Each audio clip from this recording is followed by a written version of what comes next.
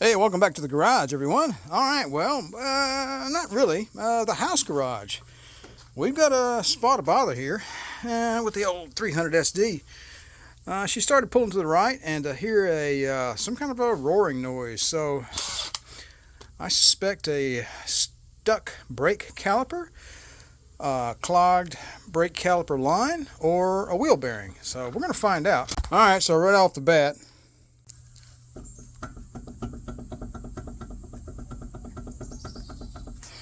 that's me just tugging on the top of the,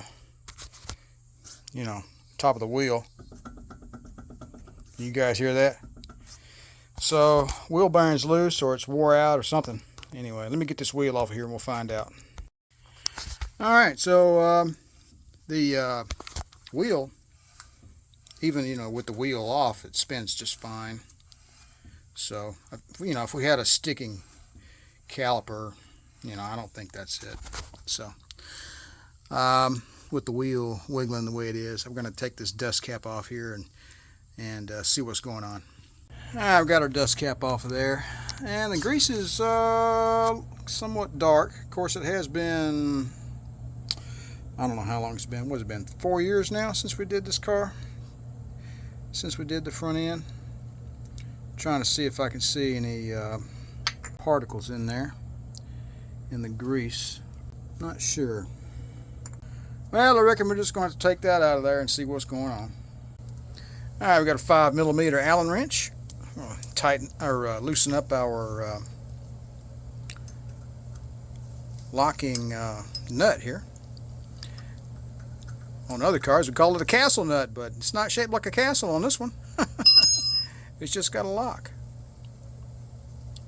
Maybe it was just too loose. I don't know. This bearing's been on here for 4 years now, so let's just see what we can see.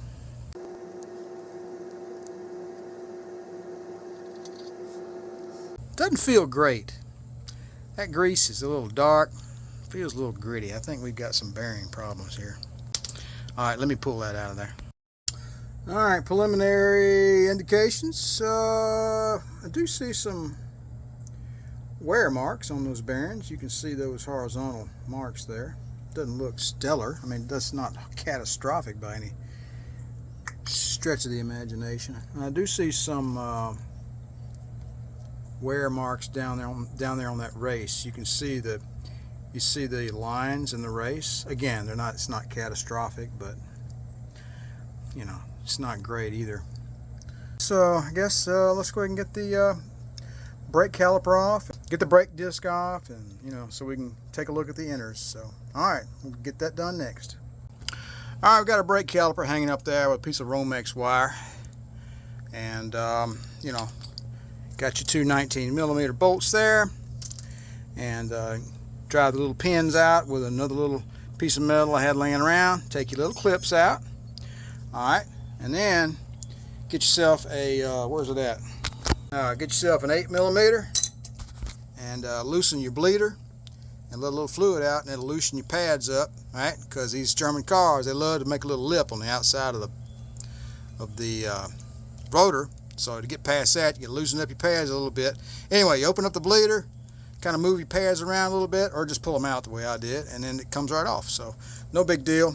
Pads, the pads look alright. They got a fair amount of meat on them. We may go ahead and just replace them while we're at it, but we're not in here for that just yet. We got to pull this rotor off here and take a look at these bearings. Let's do that next. Alright, let's take a look at this spindle and see what we got going on here. I don't see any deep grooves or anything. I mean, you can see where there's wear, clearly, but I can't feel any problems with my fingernail. I just, you always want to check so we look back here where the seal rides. Don't see anything abnormal there. Clearly the bearing was loose. I see a little glitter, I think I see a little glitter. I got this big old LED light over here. That rascal's bright, but might be a little too bright. Look at that, that's interesting right there.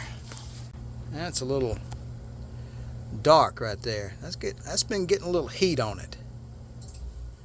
been getting a little heat on it. I think that inside bearing may be giving us a problem. So let's let me pull the seal out of this thing. We'll take a look at that inside bearing. All right, we've got the seal out of there. That was a lot of fun. Just forget about this thing and break out that, and then go in from the other side and punch out the race from the other side. Just make your life easier, you know. This grease is pretty dark. I mean, it's really dark. It was getting hot, and I don't see any wear on this bearing. But because I can't see it doesn't mean it ain't there. But we already know they were loose, so let me clean it up a little bit and get a better eyeball on it. Well, like I say, it's not horrible, but it's got a little jingly sound to it. Hey, look at that, a Tremec TKS transmission going to go into a Corvette. Man, that's pretty awesome. Okay, let's back to Mercedes. Squirrel. Okay, so it's pretty loose, and I see some horizontal wear right in there, you know what I'm saying? I'm not sure what was going on, to be honest with you. Inconclusive, however, we know the bearings were loose. We saw heat residue on the spindle. Something wasn't right. So either the bearing was loose and got hot, or starting to wear out and got hot. But I noticed it coming back from Meridian, Mississippi 2 or 3 weeks ago, and it just got worse from there.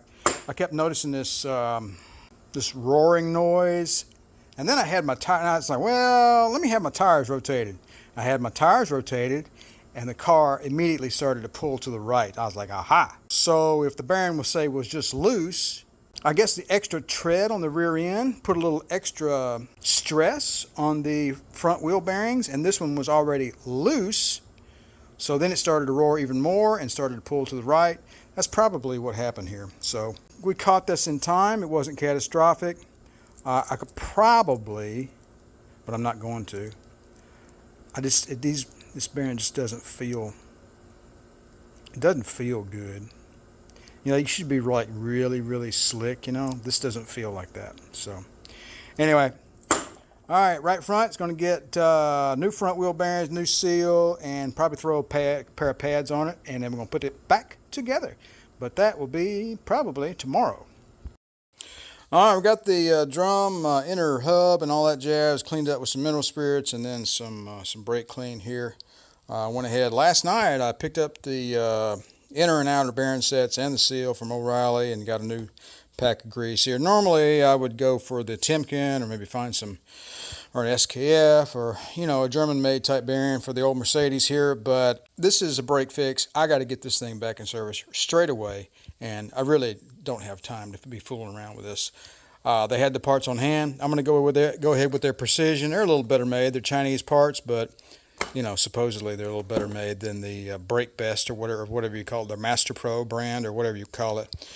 So that's what I'm going to do. I'm not going to fool with the brake pads right now. Yeah, they're a little short on meat, but brake pads can be done anytime. This is kind of a more, I'm not going to call it an emergency, but it's just something that needs to be done because we got to get the daily driver back in action. So the first thing we're going to do is go ahead and pull the races off and install the inner race and the outer race. And I've got a race driver kit right over there, or I may opt to use the original races. So either way will work. All right, inner race installed and inner bearing packed.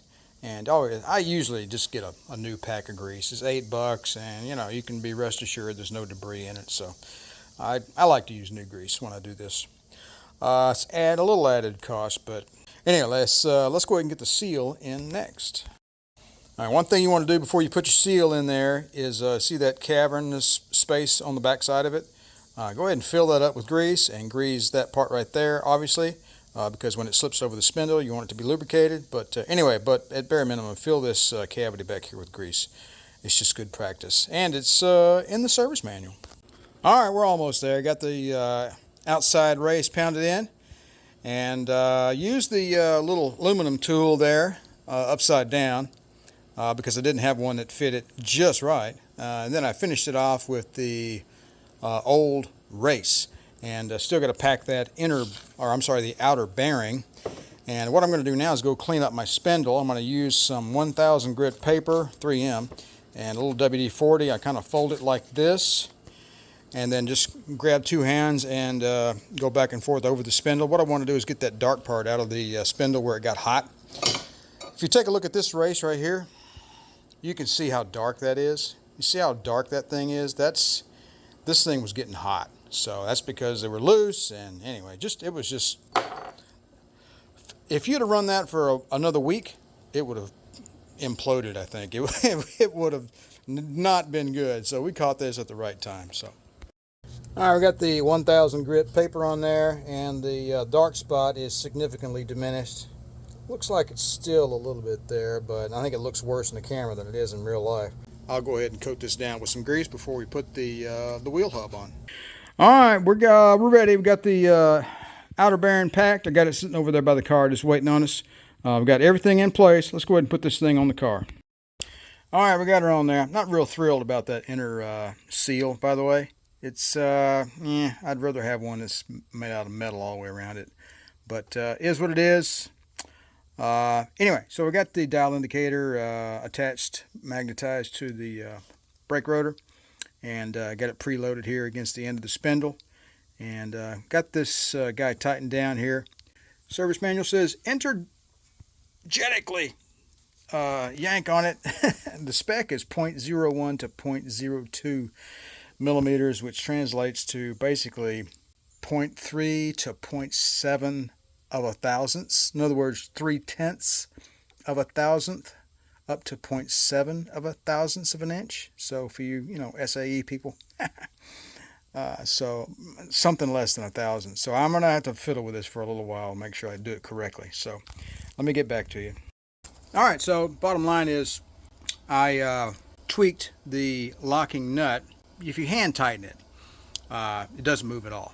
Okay, so I backed it off a little bit at a time until I got it to a point where when I pull on the rotor, I got a movement in my meter less than 1/1000, so about a half of a thousand. So that should be, the correct measurement. So I think it's time for me to tighten up that little locking screw right there, and then put the dust cap on this guy and put the brakes back on. All right, we're all done. We got her all buttoned up here. Got the brakes back on there. Got cleaned up, a little bit of brake clean, and got the bearings all squared away. Only thing to do now is put the wheel back on and take it for a little test drive. And yeah, I put some more .4 in there that we lost while we were, making room for the pads. So got the brake fluid filled back up. Let's see how well we did. All right, I think we've come to a conclusion, folks. And what I initially thought was wheel bearings is a combination of factors. And sometimes you run into that and things can get confusing. Let me show you what I found. So I've only ever been in a car with a detached belt once before in my life. And that was with my dad in his 08 Buick. And he had really old tires. These are not really old tires. These are Coopers, and they've only been on the car for a little while.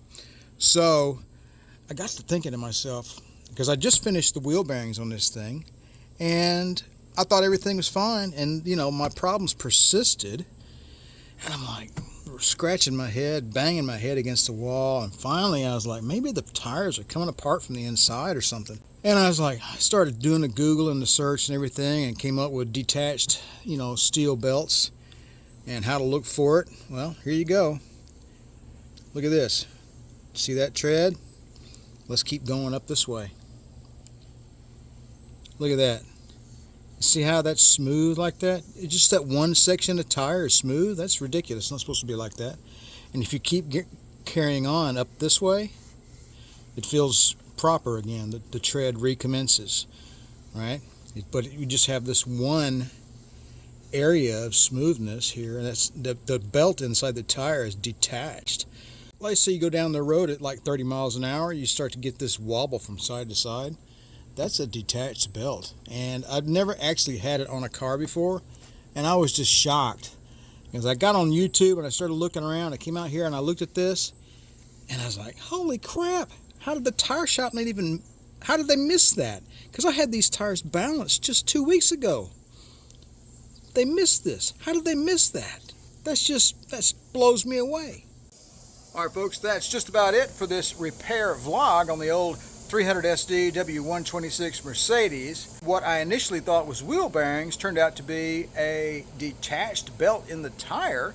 I may have more than one. We're going to find out, however. Along the way, we did find loose wheel bearings and got those repaired as well. I'm going to be giving my local tire shop a call because these guys still should be under the manufacturer's defect warranty, and I'm going to get all of them replaced. If you get a side-to-side judder in your car going down the road at moderate speeds, 30 or 40 miles an hour, an unexplained noise, you might just have a detached belt in your tire. Alright folks, that's all for now. Appreciate you guys stopping by the channel. Don't forget to like, share, and subscribe. And if you'd like to be notified whenever I release a new repair vlog or restoration vlog on the most popular, least watched automotive enthusiast channel on YouTube, don't forget to click that little bell down below. You guys have a good one, and remember to enjoy driving your classic Mercedes.